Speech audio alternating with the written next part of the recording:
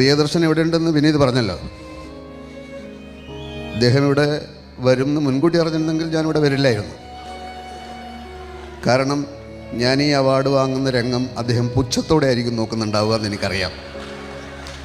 അദ്ദേഹത്തിൻ്റെ മനസ്സിലിരിപ്പ് എന്താണെന്ന് ഞാൻ പറയാം. വർഷങ്ങൾക്ക് മുമ്പ് എൻ്റെ കയ്യിൽ നിന്ന് ബാലപാഠം പഠിച്ച് അതേ തിരക്കഥയുടെ നീ ഇപ്പോൾ അവാർഡ് വാങ്ങാൻ വരെ വളർന്നു അല്ലടാ. ശരിയാണ്. വർഷങ്ങൾക്ക് മുമ്പ് പ്രിയദർശൻ സംവിധാനം ചെയ്യുന്ന ഒരു സിനിമയിൽ അഭിനയിക്കാൻ വേണ്ടി മാത്രം തിരുവനന്തപുരത്ത് ചെന്നപ്പോൾ അദ്ദേഹത്തോട് ഞാൻ ചോദിച്ചു, ഷൂട്ടിങ്ങിൻ്റെ തലേന്നാണ്, എന്താണ് പ്രിയ എൻ്റെ റോളൊക്കെ പിന്നെ പറയാം, അഭിനയിക്കാൻ വന്നതാണല്ലേ? ഞാൻ പറഞ്ഞു അതെ, അങ്ങനെ നാളെ തുടങ്ങുകയാണെന്ന് പറഞ്ഞ് വന്നതാണ്. കുഴപ്പമൊന്നുമില്ല, ഇവിടെ ഒരു സാധനം ഇല്ല. ഞാൻ എന്താണ് തിരക്കഥ.